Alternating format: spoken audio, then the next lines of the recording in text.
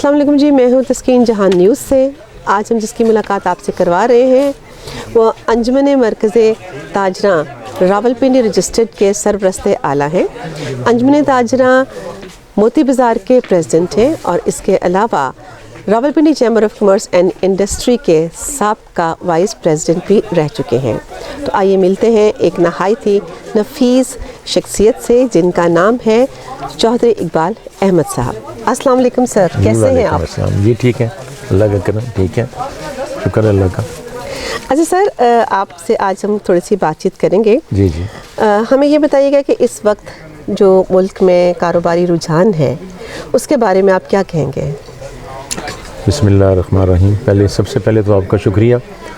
गुजारिश ये कि जो इस वक्त मुल्की सूरत हाल है और हमारे कारोबारों की जो पोजीशन है, अभी कुछ दिनों से या पिछले चंद माह से कुछ बेहतरी की तरफ जाना शुरू हुई है, वरना बहुत ज़्यादा कसाद बाज़ारी थी और बहुत ज़्यादा मंदे का रुझान था। बहुत ज़्यादा लोग बेचारे डिस्टर्ब हुए, नुकसान हुए।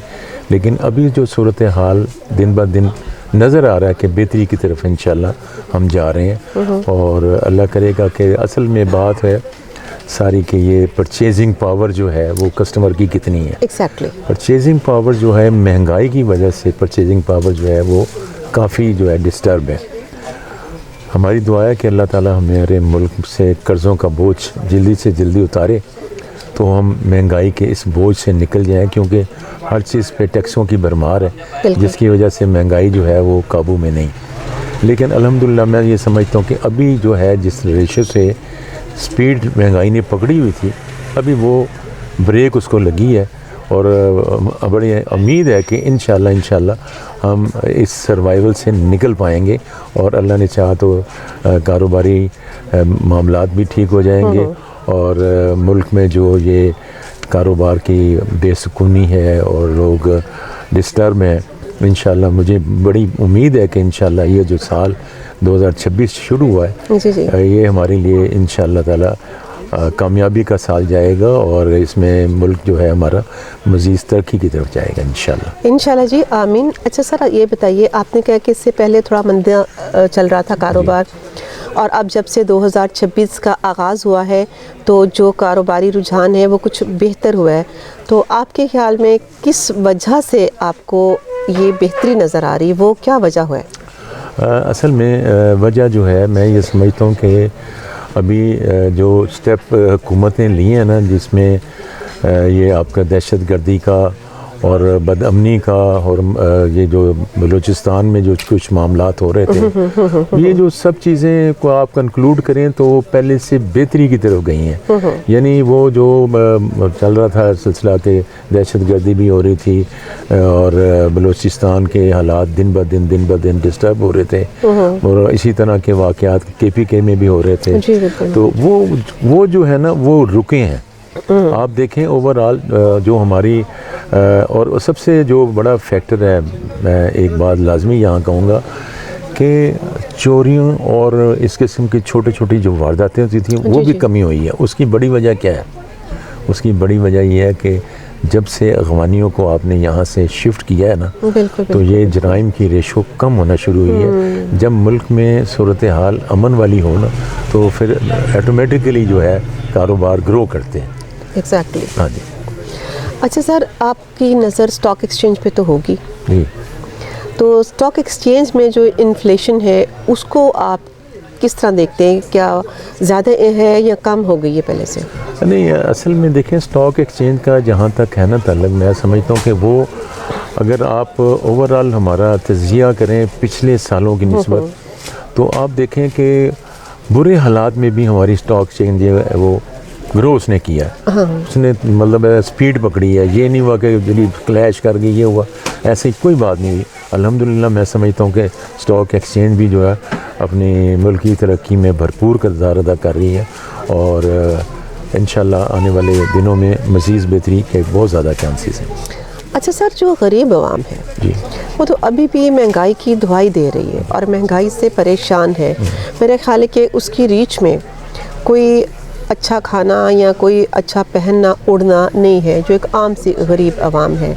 तो अगर हम ये देखें कि حالات بہتر ہو رہے ہیں، لیکن کیا وجہ ہے آپ کی نظر میں کہ جو غریب عوام ہے اس کی جو کنڈیشن ہے وہ کیوں نہیں بدل رہی ہے؟ اصل میں آپ بالکل صحیح کہہ رہی ہیں، اور میں بھی آپ کی بات سے بالکل متفق ہوں کہ ایک غریب آدمی کو جو ریلیف ملنا چاہیے وہ نہیں مل رہا. جی، مطلب ایک تو مہنگائی ہے، اس کی اپروچ سے باہر ہے. پھر دوسرا آپ تعلیمی ہمارا نظام دیکھ لیں، اگر کسی کا بچہ کوئی پرائیویٹ اسکول میں چلا گیا بالکل، تو وہ تو مطلب ہے ان کی اسکولوں کی فیسیں اور دیگر لوازمات پورا کرتے کرتے بیچارہ تھک جاتا ہے. ایسے ہی سر. اور یہ ہماری جو حکومت کی ہے نا، میں سمجھتا ہوں حکومت کو زیادہ فوکس اب غریب عوام پہ کرنا چاہیے. ان کے کھانا پینا رہنا سہنا ان کے معاملات کو دیکھیں. ابھی دیکھیں بہت سے لوگ یہ کہہ رہے ہیں کہ جی ٹھیک ہے آپ سڑکیں بڑی اچھی بنا رہے ہیں، آپ ترقیاتی کام بہت کر رہے ہیں، لیکن یہ کام کے ساتھ ساتھ جو ہے نا ہمیں جو عوام ہیں جن کو ہم نے ساتھ لے کے چلنا ہے ان کا بھی تو خیال رکھیں، ان کی اپروچ میں چیزوں کو دیں تاکہ زیادہ سے زیادہ ان کو سہولتیں ملیں، وہ بھی کہیں کہ ہاں ہم خوشحال ہو رہے ہیں. لیکن ایسی ابھی بات نہیں ہے. یہ ہم نے دیکھا ہے کہ کاغذی معاملات بہت چل رہے ہیں، ہم کہتے ہیں جی بہت کچھ ہو گیا، یہ ہو گیا وہ ہو گیا، کمی آ گئی. لیکن اگر ہم جب تجزیہ کرتے ہیں تو ایک عام آدمی جو ہے اس کی اپروچ میں 2 وقت کا کھانا بھی نہیں ہے، وہ بڑا مشکل کے وقت میں ہے. اور وہ کیونکہ مہنگائی کے ہاتھوں بیچارہ اس طرح پسا ہوا ہے، اگر وہ اس کے ساتھ 2 بچے بھی ہیں، کرائے کا مکان بھی ہے، اور اس نے 35 40 50 ہزار اس کی سیلری ہے، تو وہ مجھے بتائیں وہ کیسا پورا کریں؟ ہو ہی نہیں سکتا. تو اس میں جو ہے نا گورنمنٹ کو سٹیپ لینے چاہیے کہ یہ جو ہماری ٹیکسز کی بھرمار ہے، ہر چیز پہ ٹیکس لگا ہوا ہے، سب سے پہلے تو ہمیں نا سود کے اس نظام سے نکلنا ہوگا. بالکل سر. سود کے اس نظام سے جب ہم نکلیں گے، IMF سے جب ہم نکلیں گے، سود کے نظام سے نکلیں گے، تو ایٹومیٹیکلی جو ہے نا ہمارا جو ہے گراف قیمتوں کا کم ہو جائے گا. ابھی جو قیمتیں بڑھتی ہیں اس کی سب سے بڑی وجہ یہی ہے کہ ہمیں ٹیکسز کی اتنی بھرمار ہے کہ وہ چیزیں جو ہیں وہ کنٹرول سے باہر ہیں. ٹیکسز کم ہو جائیں، چیزوں کے ریٹ صحیح ہو جائیں گے.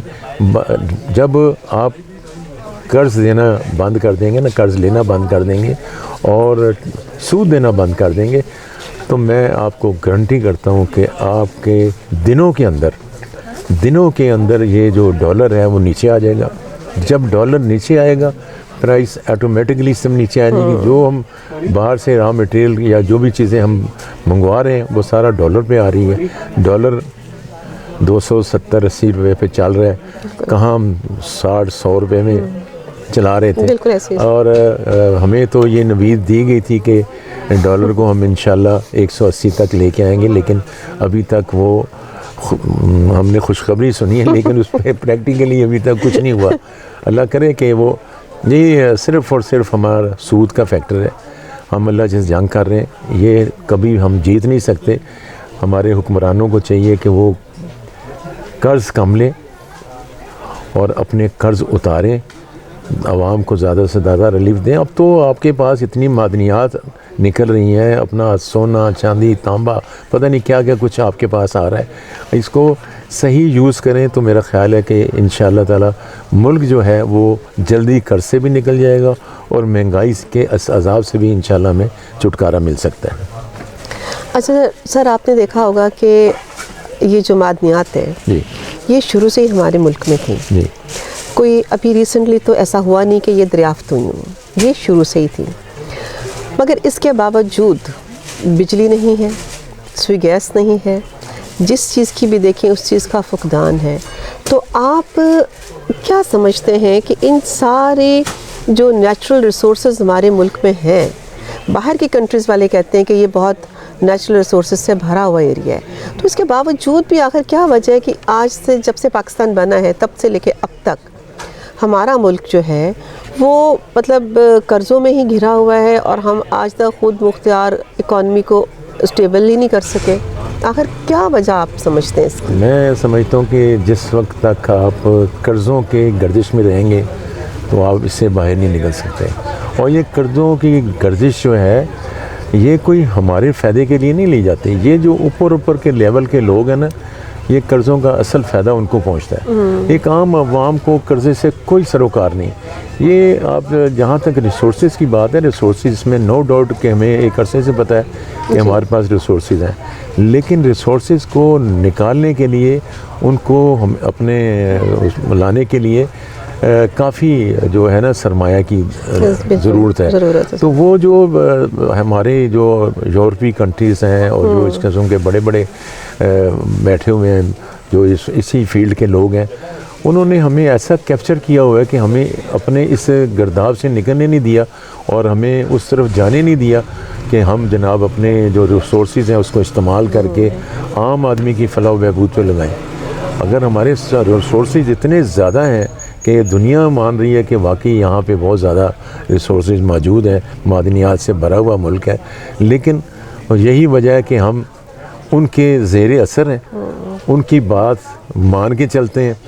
جب تک ہم ان کے زیر اثر رہیں گے تو ظاہر ہے پھر وہ کنٹرول تو وہ کر رہے ہیں نا، ہم تو کنٹرول نہیں کر رہے. ایک عام جو حکومت ہے وہ بھی کنٹرول نہیں کر رہی ہوتی، پیچھے کنٹرول تو کرنے والی پاورز اور ہیں، تو وہ ان کے کہنے پر چلنا ہوتا ہے. تو یہ اگر اللہ کرے یہ ابھی جو ریسورسز نکلے ہیں اور اس میں ہماری حکومت جو ہے بھرپور شیئرنگ کرے اور سارا کچھ باہر اٹھا کے نہ دے دے، اپنا زیادہ شیئر رکھیں اور جو کمپنیاں نکال رہی ہیں ان کو کم شیئر دیں، تو ملک میں انشاءاللہ تعالیٰ بہتری بھی آ سکتی ہے.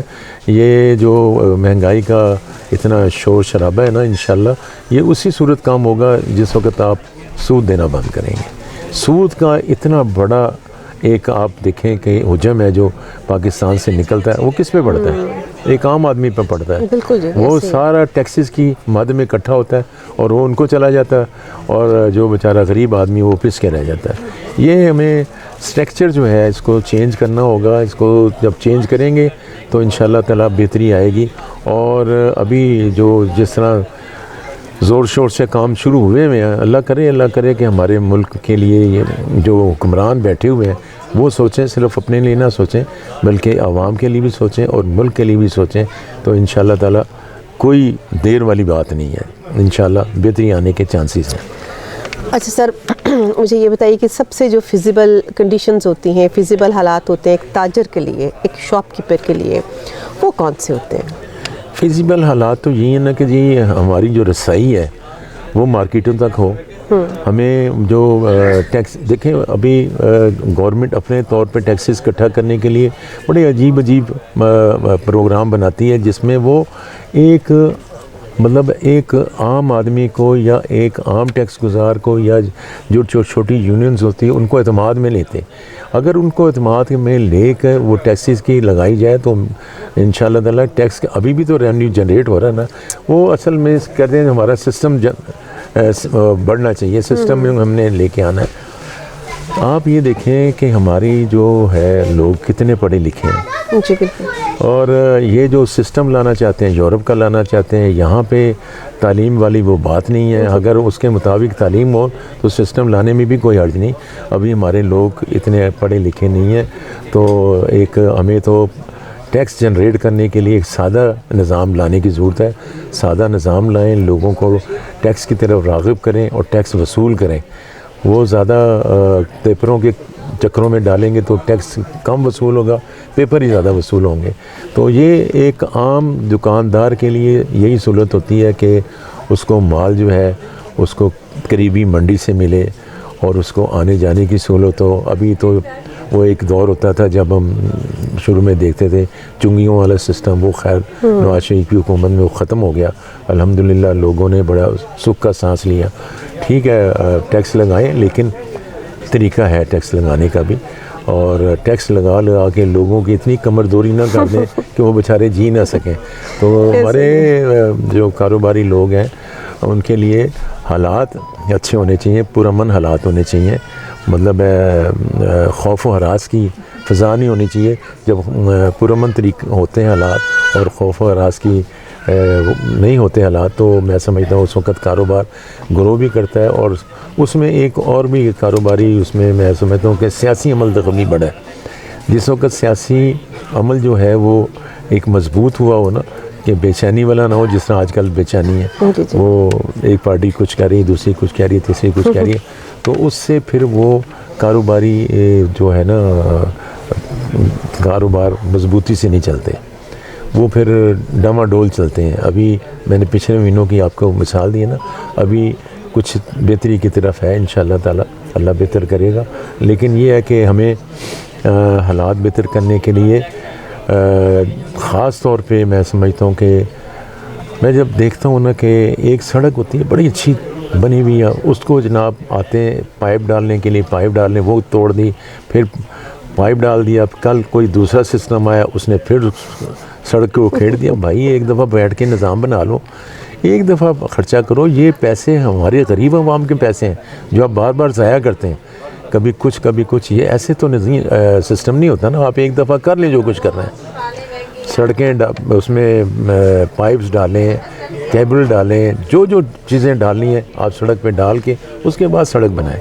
سڑک بن جاتی ہے، کچھ عرصہ چلتی ہے، اس کے بعد پھر آ جاتے ہیں توڑنے کے لیے. پیسہ کس کا ضائع ہوتا ہے؟ سر ابھی جو یہ راجہ بازار کے حالات ہیں اس کے بارے میں آپ کیا کہیں کہ ابھی میں نے دیکھا ہے نا کہ ساری سڑکیں وغیرہ ٹوٹی ہوئی ہیں، تو اپنی طرف سے تو وہ تارے وغیرہ ظاہر ڈال رہے ہیں کہ تاکہ سب کچھ انڈر گراؤنڈ کیا جائے، تو اس کا بھی تو ایفیکٹ جو ہے وہ ظاہر آپ کی جو یہاں پہ کسٹمرز آتے ہیں اس پہ پڑتا ہوگا. تو اس بارے میں آپ کیا کہنا چاہیں گے؟ مطلب یہ جو سارا کچھ توڑا ہوا ہے اس کے کیا اثرات ہیں اور کیا ہے؟ پہ جو راجہ بازار میں یہ پیڈسٹریل اسٹریٹ بنانا جا رہے ہیں اور تقریباً کافی حد تک کام ہو بھی رہا ہے، اور وہ انڈر گراؤنڈ وائٹس ڈال دی ہیں، ٹف ٹائل لگا دی ہیں، کوئی اس قسم کا کام کر رہے ہیں. ٹھیک ہے، خوبصورتی بھی شہر کے لیے ہونی چاہیے، اور خوبصورتی بھی ہونی چاہیے، اور آنے والے وقت میں آپ جیسے چاہ رہے ہیں کہ ہمارے ملک کی سیاحت جو ہے وہ زیادہ سے زیادہ ہونی چاہیے، ضرور ہونی چاہیے. لیکن اس کے ساتھ ساتھ جو کام شروع کریں وہ اس طرح شروع کریں کہ لوگ تنگ نہ پڑ جائیں. ابھی اتنے عرصے سے یہ پروجیکٹ راجہ بازار والا شروع ہوا ہے، بہت سست روی کا شکار ہے. اس کی وجہ سے لوگ جو دکاندار ہیں وہ بھی پریشان ہیں، کسٹمر بھی پریشان ہیں. پھر سب سے بڑی بات ہے اس کے ساتھ 3 محل کا ہول سیل مارکیٹس ہیں جو کہ بیچاری بہت زیادہ ڈسٹرب ہیں، جس میں کلاتھ مارکیٹ ہے، کراکری مارکیٹ ہے، ننکاری بازار ہے. یہ سارے ہول سیل بازار ہیں، ان کا کوئی اور راستہ نہیں ہے، اور یہ انہوں نے راستے بند کر دیے. وہ سامان کی آمد و رفت بھی ان کو کرنے کے لیے بڑی انتہائی مجبوری کا ہو رہی ہے اور دشواری پیش آ رہی ہے. تو جو بھی ملک اپنا ہمارے شہر کی بہتری کے کر رہے ہیں، جیسے صدر میں بھی انہوں نے اسی طرح کی اسٹریٹ بینک روڈ والی بنائی ہے، بالکل ایسے ہی ہے. ٹھیک ہے، لوگ بڑی اس میں خوشی بھی محسوس کر رہے ہیں اور انجوائے بھی کر رہے ہیں. لیکن یہ ہے کہ جو پروجیکٹ کیا جائے اس کو کوشش کیا جائے کہ پبلک کو کم سے کم تکلیف اٹھانی پڑے اور پروجیکٹ جو ہے اپنے ٹائم پہ مکمل ہو جائے. اچھا سر، آپ کیا سمجھ رہے ہیں کہ جو اس وقت موجودہ حکومت ہے کیا وہ اسٹیبلٹی کی طرف جا رہی ہے یا وہ اسٹیبلٹی کی طرف نہیں جا رہی، اور آنے والے وقتوں میں آپ ہماری جو اس وقت مہنگائی کا جو ایک دور ہے اس کو کہاں دیکھتے ہیں؟ دیکھیں جی، کوشش تو میرا خیال ہے وہ ہمارے جنرل صاحب بڑی کوشش کر رہے ہیں کہ یہ ان کے کوئی آپس میں پیچ اپ ہو جائیں یا آپس میں یہ معاملات ان کے ٹھیک ہو جائیں. تو ایک طرف جو پارٹیز ہیں، ایک پارٹی بالکل انہوں نے کنارے لگا دی ہوئی ہے، دوسری پارٹی اپنا کام کر رہی ہے. لیکن یہ ہے کہ اگر میرا خیال ہے کہ سیاسی استحکام آ جائے نا ملک میں، اور سیاسی استحکام کو لانے کے لیے ان کو تھوڑا آزاد بھی چھوڑنا چاہیے، اور اتنا بھی آزاد نہ چھوڑیں کہ وہ بے شتر مہار جو والی بات نہ ہو، ان کو لگام میں ہی رکھیں. لیکن یہ ہے کہ ہماری سیاسی استحکام جب آئے گا نا تو ملک میں یقین کریں کہ ہر چیز جو ہے وہ ٹھیک ہو جائے گی. ابھی سیاسی استحکام اس طرح نہیں ہے جس طرح ہونا چاہیے. ابھی مطلب ہے ڈاواں ڈول ہے، ہم کبھی کوئی خبر سنتے ہیں، کبھی کوئی خبر سنتے ہیں. لیکن یہ سیاسی استحکام آنا چاہیے، وہ اس ملک کے لیے اشد ضروری ہے.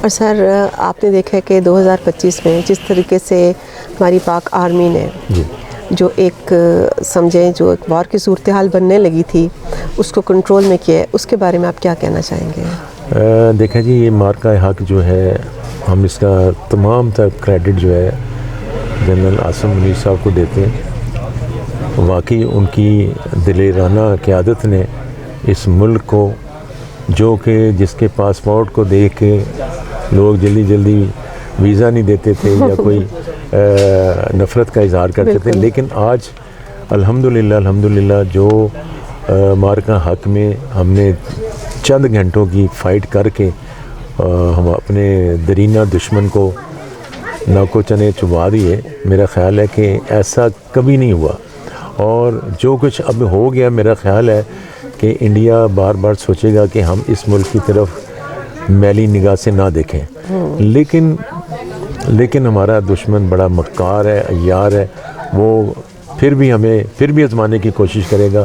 انشاءاللہ ہماری افواج جو ہیں, وہ ہماری تینوں افواج جو ہیں, اللہ کے فضل و کرم سے بالکل چوک و چبند ہیں, اور وہ اپنے اس ملک کی حفاظت کے لیے بھرپور کردار بھی ادا کریں گی اور کر بھی رہی ہیں. انشاءاللہ میں سمجھتا ہوں کہ جو یہ مارکہ حق ہوا ہے نا, یہ ایک پاکستان کو اور پاکستانی قوم کو جنرل عاصم منیر نے بہت بڑا تحفہ دیا ہے, اور ہم اپریشیٹ بھی اس بات کو کرتے ہیں, اور جنرل صاحب کو ہم کہتے ہیں کہ اللہ کرے کہ آپ ملک کے لیے زیادہ سے زیادہ کام کر سکیں, یہ سیاسی استحکام ہمارے ملک میں لے آئیں, اور خاص طور پہ جو ہمارے ایسے ایشوز ہیں, خاص طور پہ کالا باغ ڈیم ہے یا اس قسم کے معاملات ہیں جس کے نہ ہونے کی وجہ سے ہم ہر دفعہ سیلاب میں ہمارے فصلیں ڈوب جاتی ہیں, ہمارے مویشی ڈوب جاتے ہیں, ہمارے لوگ ڈوب جاتے ہیں. اگر ہم کوئی ایسا نظام بنا لیں جس سے تمام صوبے بھی اس بات کو ایگری کر لیں, اور ہم کالا باغ ڈیم کو بھی بنا لیں, کالا باغ ڈیم کا نام چینج کر دیں. اگر کالا باغ ڈیم نام پسند نہیں ہے, نام چینج کر لیں, ہاں کچھ رنگ اور رکھ لیں. تو مقصد ہے یہ بننا چاہیے, یہ ہمارے ملک کی ضرورت ہے. ابھی دیکھیں نا, جب بھی کوئی بارش ہوتی ہے تو کس طرح سیلاب آتا ہے, ہمارا کروڑوں اربوں روپے کا نقصان ہو جاتا ہے جسے ہم کور نہیں کر سکتے. تو اس دفعہ تو شکر الحمدللہ کہ ہماری اپنی ہی حکومت نے اس نقصان کو پورا بھی کیا, اور اللہ کے فضل و کرم سے میں سمجھتا ہوں کہ اگر یہ اس کو بہتری کی طرف لے جائیں, ہمارے جنرل صاحب کوشش کریں, اس پہ کنسنسس کریں, اور جو اس قسم کے متنازع معاملات ہیں سب کو بٹھائیں ٹیبل پہ, ان کو حل کروائیں, تاکہ لوگ بھی اطمینان کا سانس لیں, سیاسی جو پارٹیاں ہیں وہ بھی اپنا جو کام ہے وہ کھل کے کر سکیں. میں تو یہ سمجھتا ہوں کہ بہت ضروری ہے کہ یہ سیاسی کنسنسس بھی ہونا چاہیے, اور جو بات منوانے والی ہے وہ میں سمجھتا ہوں کہ جنرل صاحب منوا سکتے ہیں. جی سر, بہت شکریہ, آپ نے ہمیں ٹائم دیا. جہان جو نیوز ہیں وہ بھی آپ کی شکر گزار ہیں. تھینک یو ویری مچ, آپ سے بات چیت کر کے بہت اچھا لگا, اور ایک بار پھر ہم اپنی ٹیم کی طرف سے, اپنے چینل کی طرف سے آپ کا شکریہ ادا کرتے ہیں. تھینک یو جی, بہت شکریہ. تھینک یو ویری مچ, بہت شکریہ.